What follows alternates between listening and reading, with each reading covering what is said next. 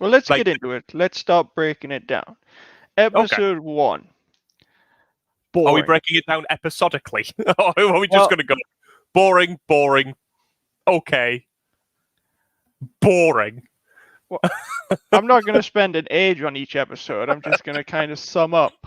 So Okay. for me, episode 1, which is one of the longer episodes, I Yep. found it was quite boring and slow, and it was setting up the world that we were going to inhabit for the 8 episodes, but it was just so slow. And when they actually got together, moved in, became a fake married couple, and started actually their first mission, it was literally just follow an old-ish woman and intercept a package.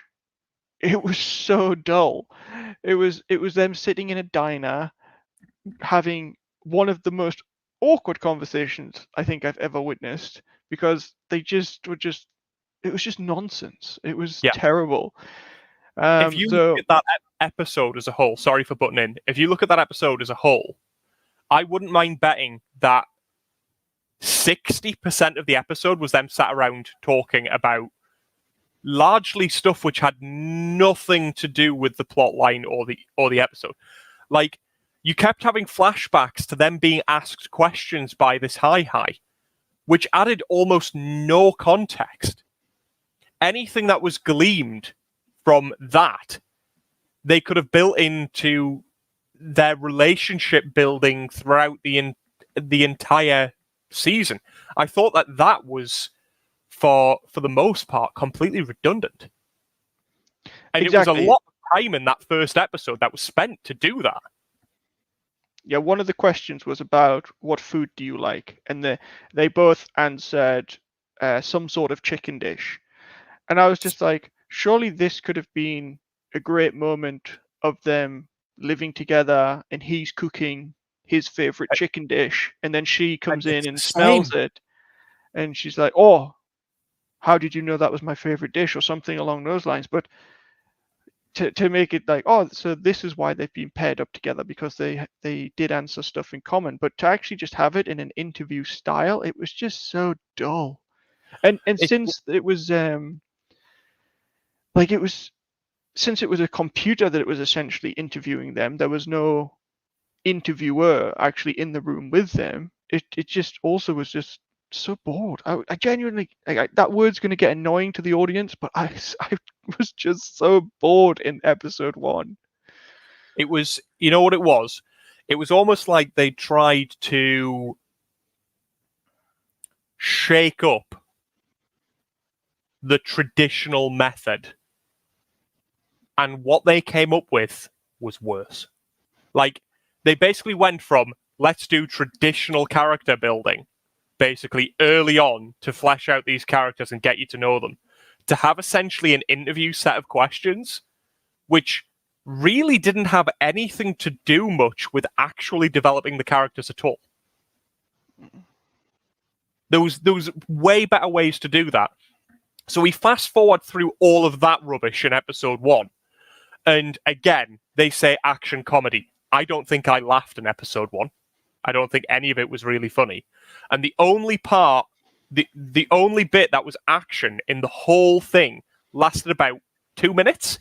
And it was an explosion and them running away. And that was it. That was at the very end of the episode as well. That was at the very, very end. That was all the action that was in there. And there was no comedy. The first episode was horrendous. And we've already said this, but we'll basically say it. If we weren't doing that for this stream, neither of us would have watched the season. I agree. I'd about halfway through episode 1. Yep. And what's sad is, 2 weeks ago, I actually said that I was looking forward to this coming out, and I have been wholly disappointed with the whole season. Mate, the scores on Rotten Tomatoes make no sense. Like, if this is an 88%, Christ, I'd hate to see what 50 is. Yeah, I also, well, partly I don't want to say we're coming across overly critical, but at the end of the day, this is just an opinion that we have, and And opinions are like arseholes. Everyone has one. yeah.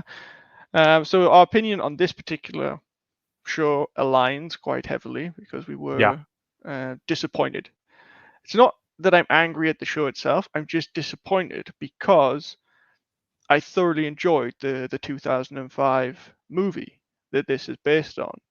I'd agree with that. The 2005 movie was actually a really good, slightly dumb, funnish film, with a good story, good plot, lots of explosions, lots of guns, and basically a story where neither of them know that they're spies. Then they try to kill each other because they realize they're working for different spy agencies. And then they come back together to basically kill everyone because their relationship is stronger to them than basically their loyalty to the companies. And that's Personally, the key difference. Nice storyline. That's the key difference between the movie and the TV show. The movie had set up a funny premise, which is, what if two spies lived together but didn't know the other one was an actual spy? Yeah. That's a potentially funny thing. And they did it well.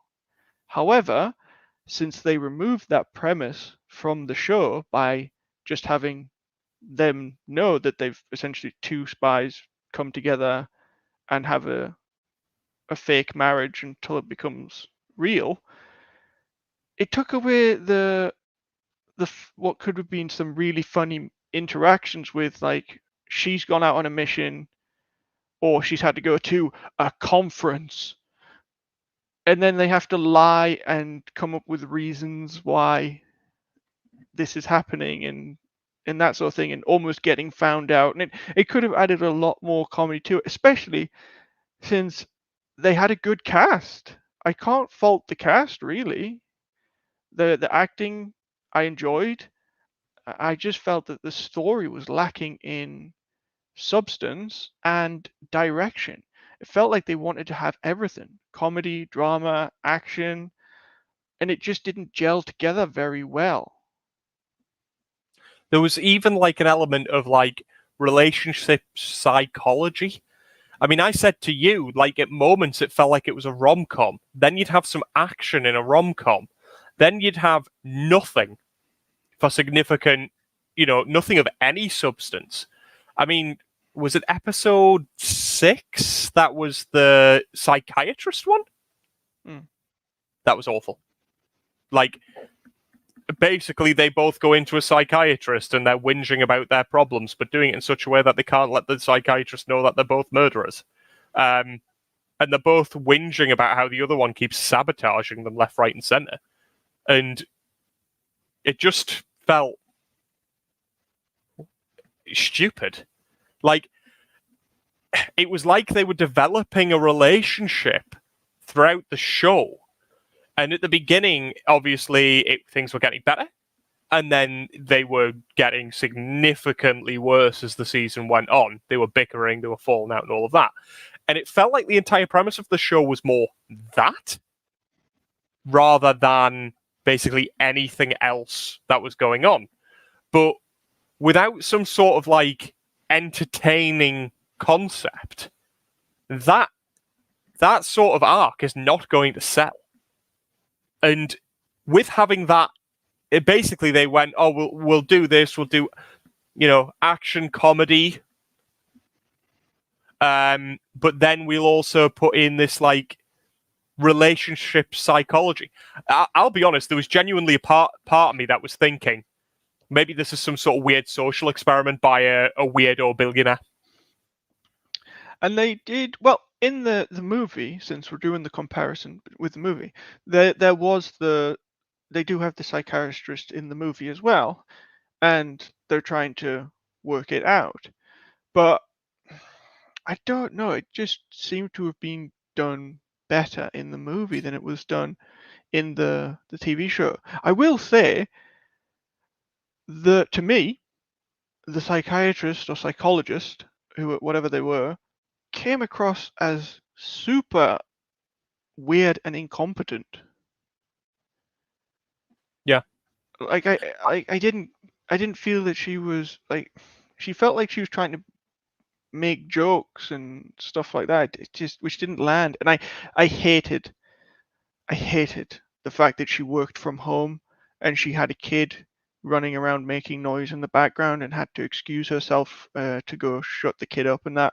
And I was just like, that is incredibly unprofessional for this type of thing. Like if I'm going to see a marriage counselor, a psychologist, a therapist, or whatever, I don't want to be interrupted during my session, especially not with a kid or anybody making noise outside. I just, it came across as super unprofessional in that, and it was, I didn't like it. I just didn't like it.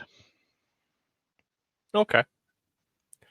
I mean, I would argue perhaps that that's more reflective of probably modern day working practices in a lot of countries these days, where people work from home rather than from offices. Work from home, but have a separate place that's not going to be interrupted. Yeah. Because I just found that to be unprofessional, personally speaking. And again, I might be overthinking it and all that nonsense, but again, I'd it was... perhaps argue that you might be overthinking it a little bit, but you know, each to their own. If it's something that irked you, it's something that irked you. Yeah. Again, opinions are like arseholes. Everyone has one. Yeah, we did get the payoff where at the end of this, I'm jumping around episodes here. I'm not doing them in order. Okay. So episode 8, final episode, we get the payoff of them trying to kill each other, which they try to do in the movie, but they try to do in the movie because they're working for rival companies. In the TV show, it's because of a misunderstanding with basically Hi, who is the person that talks them through the missions and tells them what to do, tells Jane to get rid of her John. And then, suspiciously, someone shoots at her while she's in the kitchen and kills her cat. So she naturally assumes it's John trying to kill her. So then she tries to kill John by blowing him up. And then they have a fight in the street. And then they finally get back to the house, and then they start shooting each other. And then eventually John ties her up, injects some truth serum, and they talk it out. And eventually it's like, oh, so you weren't trying to shoot me. Oh, okay, then let's talk about this. All this. And and there was... I think the problem with the entire show, and to kind of bring this back to Reacher chose to do stories which had not been done before from basically the books. It chose to distance itself from anything that the Tom Cruise films had touched. This, however, was a series reimagining, basically, of that film. But how they've reimagined it in every single way, i.e. them not being together, them being separate, them, and basically thrown into a relationship. The rationale of why they ended up trying to kill each other, moving through the series, the breakdown of the relationship, all of this was all done in a much worse way than the film. There wasn't a single area where I would go, you've got a broad idea of a story. By watching that film, you go, right, we want to reimagine this and basically put our stamp onto it. So it's not exactly like the film. It's a bit different. This is what we'll do. Everything that they chose to change made the substance of the thing less. It made it worse, not better. And I think that is probably the best way to sum up the comparison between the film and the series. The series is a pale imitation of the film.